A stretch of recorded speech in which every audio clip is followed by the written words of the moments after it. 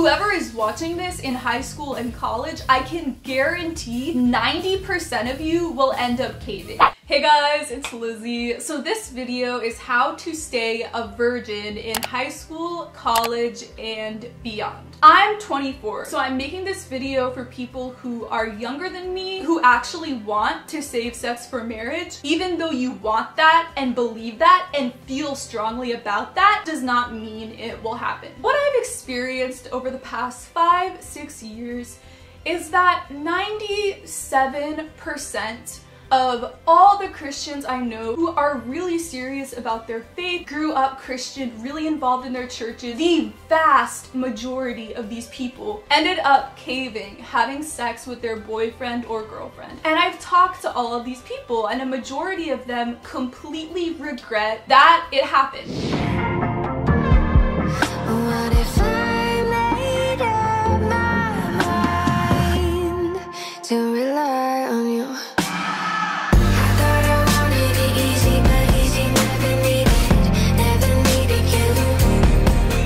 One of my favorite Bible verses is 1 Peter 5:8. Be alert and of sober mind. Your enemy, the devil, prowls around like a roaring lion looking for someone to devour. And you can apply this to anything, to any sin, to any part of you that is being torn away from God. Don't assume that this is going to be easy, that you're going to be one of the people who is strong and doesn't cave. Be alert. Be careful. So before I go into all the practical advice, actual things you can do to increase your chance of staying a virgin, I need to discuss two extremely dangerous misconceptions.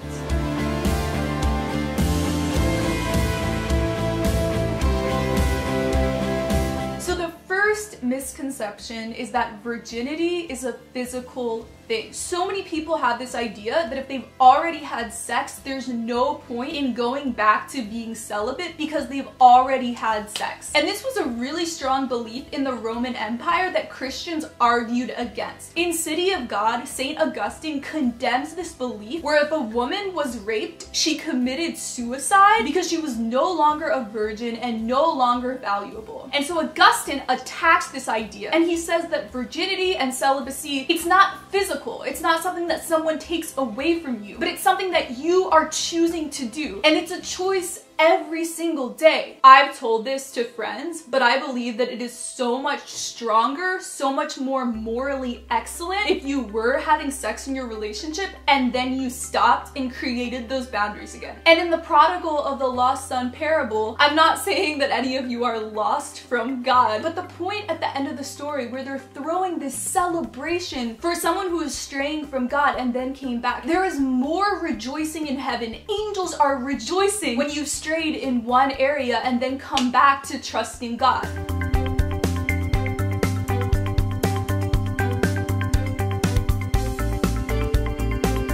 One thing that I also find really helpful is making a distinction between what feels right, what are these evolutionary instincts, realities, versus what is moral, what is virtuous, what is good for our souls, what God wants. We are biologically programmed to want sex to make sure that the human race does not die out. There are so many natural selection, evolutionary intuitions and impulses, and it isn't just having sex with everyone you meet. Even things like racism. The reason that racism has been so common throughout history is that if you have a specific tribe, you don't want outsiders to come into your tribe because you see it as a threat. Even things like wanting to abort disabled babies. In the Roman Empire, they would take their disabled babies and leave them on a cliff to die. Evolutionary, beneficial thing to not want people with disabilities part of your tribe. If you're running away from buffalo attacking you, that person will probably be slower. Even things where we're more attracted to someone who has symmetry in their face. We want to befriend, talk to, date someone who's more attractive. Just because a symmetrical face means you have not had many illnesses, diseases. Does this make sense? We have so many really strong evolutionary instincts, impulses, but they're not necessarily moral or good.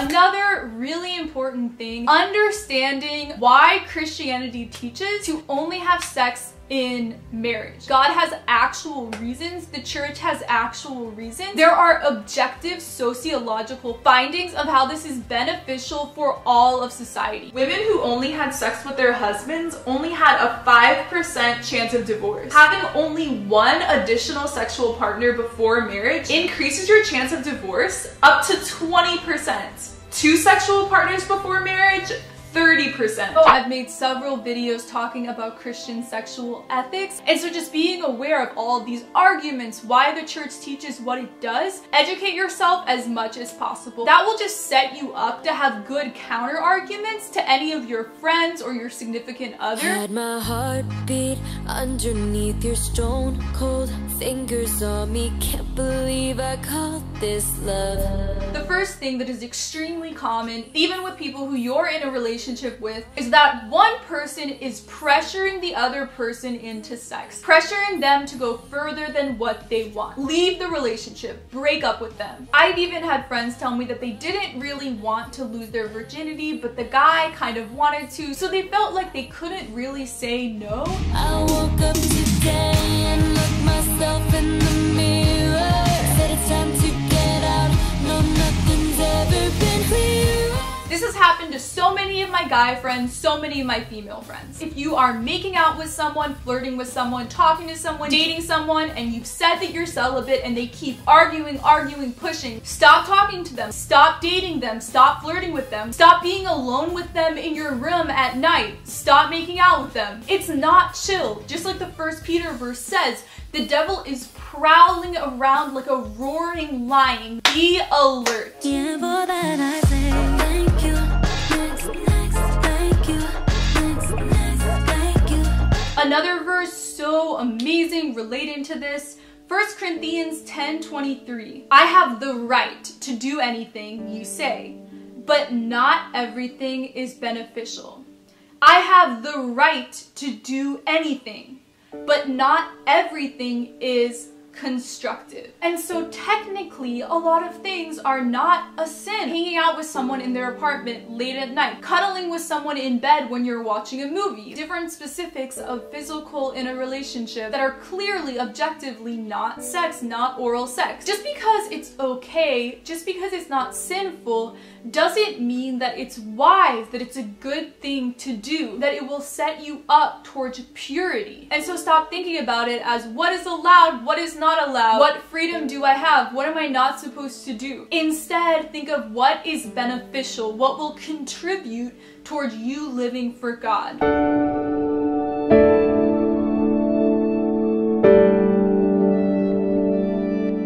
A lot of people are so confident they're going to end up with this person, but you just don't know the future. One of my brothers dated a wonderful woman for 7 years, was engaged, and even that ended. I myself have received save the date cards from people and then received a card later on that said the wedding between bride and groom will not take place, which means that 2 people have ended their engagement. You do not have omniscient knowledge of what will happen in the future. I'm sorry to my future love, for the man that left my bed, for making love the way I saved for you inside my head. My next piece of advice that I would have hated if I'd watched this video a year and a half ago, my old self would have hated that I said this. Massively disagreed, thought it was so legalistic, but I really want you to be in the 10%, and I want to help you guys out and warn you of what is likely to happen. Try as hard as possible to not be in a relationship with someone who doesn't value celibacy. If you meet someone and they want to have sex in their relationship, but the reason they're not is because you are the only person in that relationship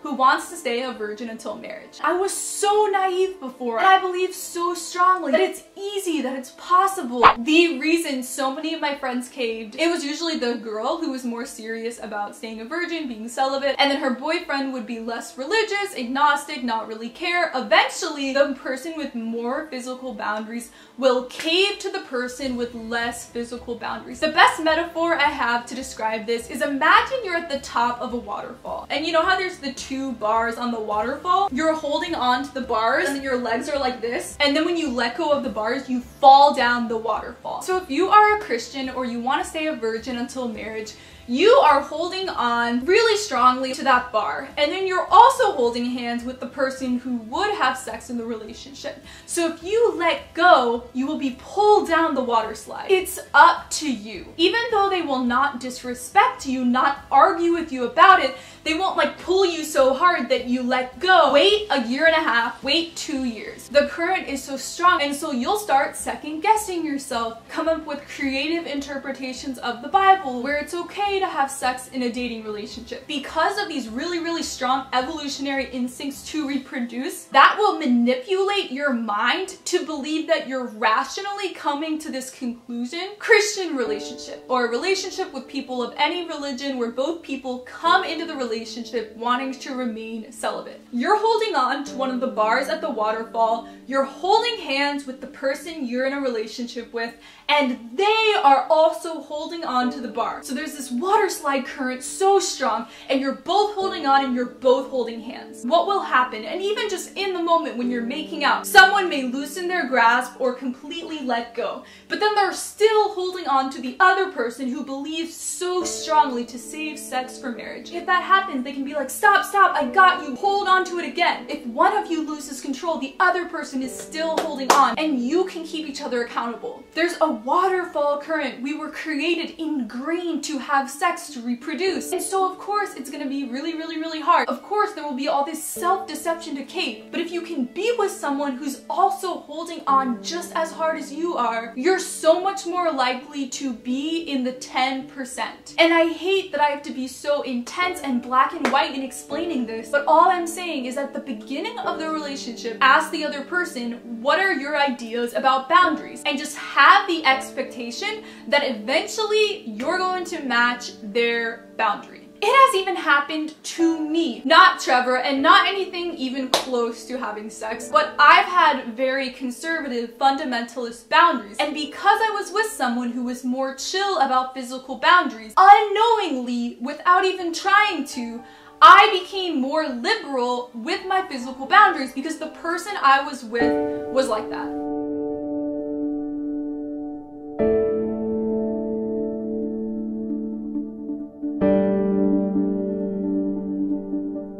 If you're at a point where you've not been going to church every week, most of your friends are not Christian, you're not involved in Bible studies or friend groups from your church, everything around you is these TV shows, music you're listening to that promote casual sex. All of your friends are also having casual sex. All of your Christian friends have also caved. If you're surrounded by that environment, you're likely to cave to that environment. So that's why I really love Catholicism, where it's a mortal sin to not go to Mass every single week. I made a whole video explaining that, but God's intent with us meeting for church every week is that it helps you remain strong in your convictions. So often we think that by ourselves, that individually we can live for God. But that is such a lie, such a trap to fall into, to believe that you by yourself can live for God, can be a Christian. We need that community around us. And this is something else I've recommended in a lot of my videos. Discuss with your best friends who are Christians details of your physical relationships, details of how far you're going physically. Things that would be really awkward and cringy for me to say directly on my channel, which is why I did in my how far is too far video. Just keeping yourself accountable with your friends is really helpful.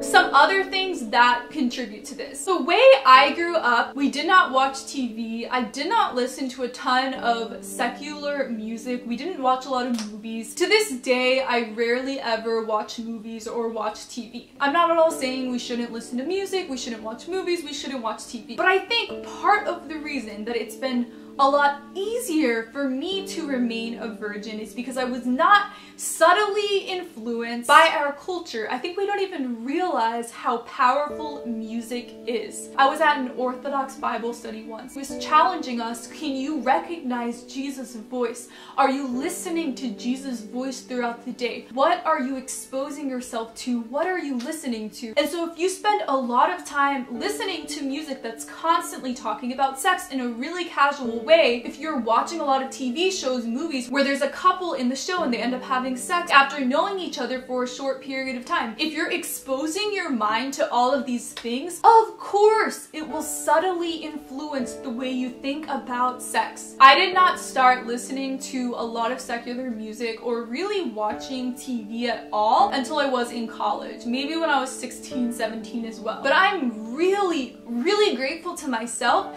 that I protected my mind as I was growing up from being subtly affected by a culture that views casual sex as the norm. And so I'm not at all being fundamentalist and telling you to stop listening to music, to stop watching TV, but just be careful. If you spend 45 minutes watching an episode of a show when you get home from school or from work, are you also spending 45 minutes reading the Bible, praying with your family and friends, listening to a Christian song, going to mass? How are you spending your free time? I've talked about the Bishop Barron Word on Fire app in other videos. It is like a Catholic Netflix where you can listen to 45-minute talks about God and scripture and Christian history. Think in depth about how you're spending your time, what you are putting in your ears, what you're watching and listening to. Again, the devil is prowling around like a roaring lion. Be on alert. We can't just chill, hang out, not think in depth about how to be a Christian. We should be constantly alert and aware, trying to live for God, seeing this as a race. Jesus says that narrow is the way, that it's difficult to be a Christian. It's not just a waterfall having to do with celibacy, but every part of our life. We have really strong forces pushing us away from God, and so we have to intentionally try so hard to fight against that.